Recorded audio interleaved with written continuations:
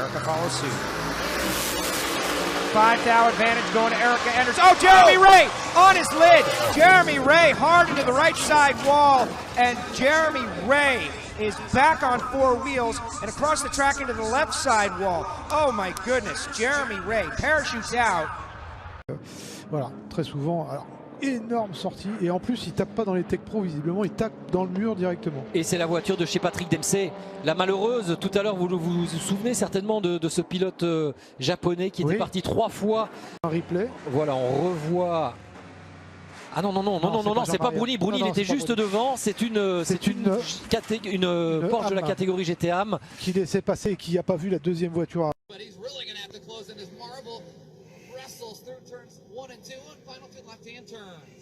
Oh, Brett Marver to the wall, red flag!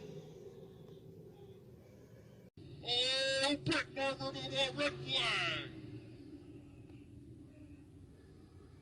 Zone you just saw there. Yeah, I said we'd point it out next time. I wasn't expecting there to be cars everywhere. Loads of debris.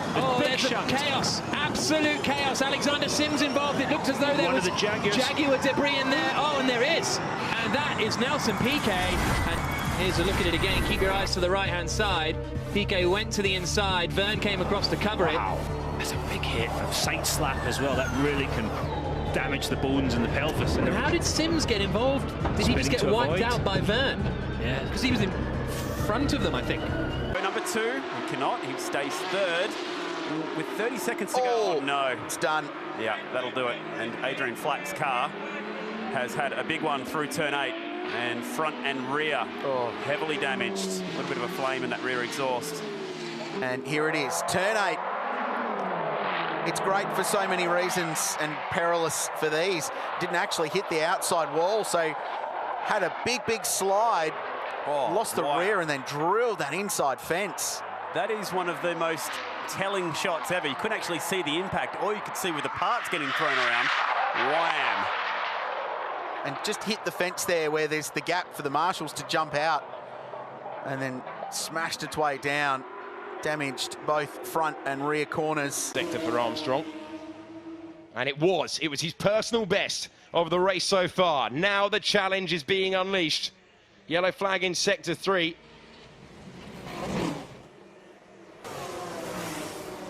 But it is the Campos of Alex Peroni, the Australian driver. I think we now can show you what happened to Alex Peroni. Oh my goodness me. That is a horrific sight. Very serious crash for Alexander Peroni into the fence.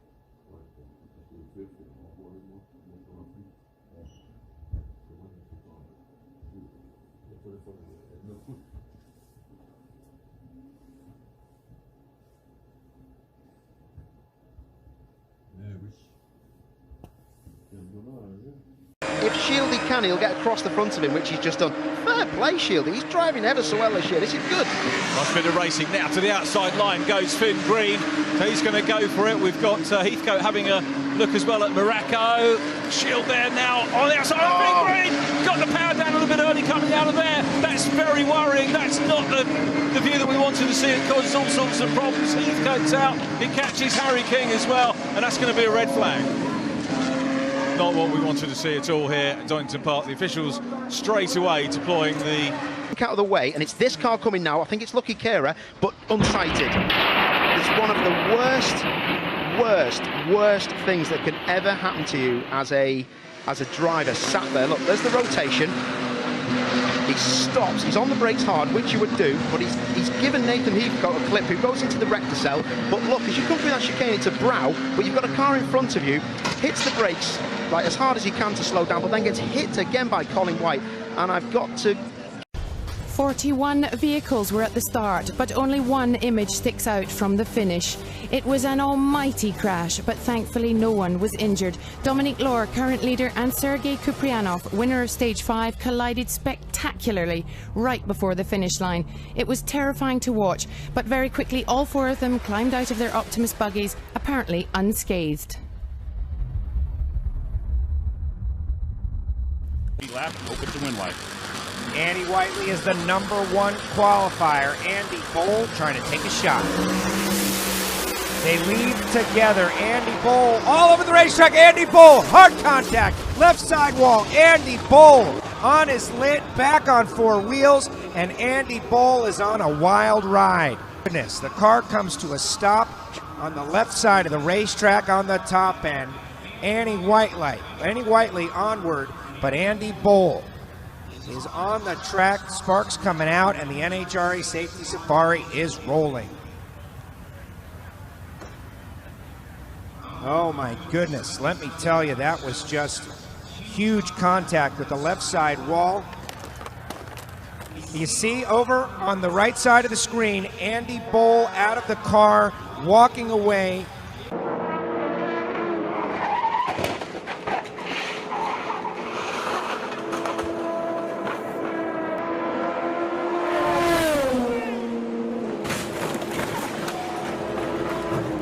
À l'instant, qui a perdu. Et non, contact, oh, ça a tapé fort, très fort. Terminé pour la voiture, je peux vous l'assurer. Ah oui, oui, oui. Terminé. Il s'est fait et safety car qui entre en piste maintenant, avec donc la voiture, la Round 74 machines. Sometimes you just see that problem up ahead, everyone stacks up. Oh, big crash there for Algahanian. Big crash coming through turn 3. That quick little left-right transition, yeah, and Elga, yeah, it's big into the wall in that KTM crossbow. And there's a recovering Buford and Lewis. Here's what we saw the first time. There he comes, wheel already off. Yeah, so it wasn't a head-on, so it's kind of a glance, but it's into the driver's side. Yeah. I've been there. It's hard. Yep. And the interesting thing, you see all those parts coming off the car. It looks. Welcome back to Silverstone, where the cleaning up operation on the exit to Copse Corner continues. Thankfully, the riders involved in that enormous accident, Barry Teasdale and Paul McClung, are seemingly all right. One complaining of some hip pain, one suffering with a wrist injury, but the lads are conscious and being cared for. Going to end up. This is what it looked like from there, even more dramatic from front on. And Paul McClung's bike, bless him, he deserves a new one for that, doesn't he, for the displays put on. Another thankful thing, the bike didn't, when it was going through its sort of death throes, it didn't hit him again, you know, as it was destroying itself. One of the things you've got to avoid at all costs is getting hit by a bike, and when you're in the lap of the gods at that point, I mean, that's probably... I see what you mean, look, the bike landed almost beside him, ahead of him. Yeah. Wow, so that is 1.5 อยู่นะครับอันดับ1นะฮะตอนนี้ในโอ้โหบัณฑิตไดแย้มก็บอกผมต้องมีส่วนเกี่ยวข้องแน่นอนอ้าวเชนอันมีปัญหาครับโอ้โหรถหลุดขึ้นไปนะฮะโอ้โหหลุดออกไปครับทุกจุดนะฮะกรรมการยกทิ้งท้ายกันนะฮะโอ้จังหวะแทงลึกของเชนอังนี่เองครับแทงลึกไปนิดนึงครับเดี๋ยวผมจะแหมไปพาคุณผู้ชมไปดูนะเอ้ามีหลุดมีข้างหน้าด้วยนะฮะแหมจังหวะที่เชนอังนะรายงานกลับมาตอนนี้นี่บอกว่านักแข่งปลอดภัยครับแหมไม่ With some great racing heritage. Go for a course. Oh, big ride. Upside down, Tracy Hines. Man, as far as airtime goes, he hung for a long time. Motorsports.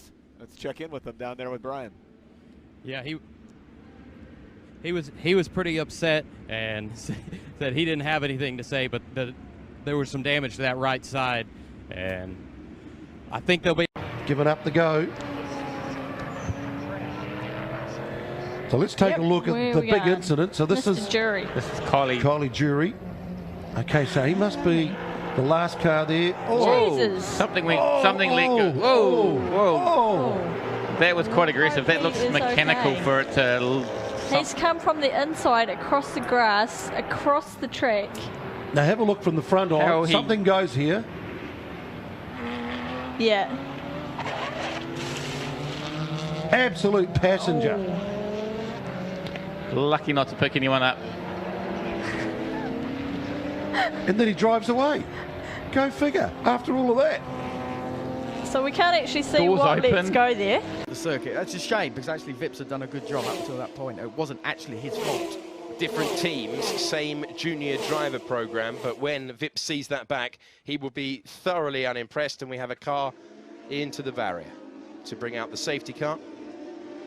He's car number 5 now in your picture, with the luminous red and navy livery. On the left-hand side of your picture now, racing Alex Peroni in the Campos.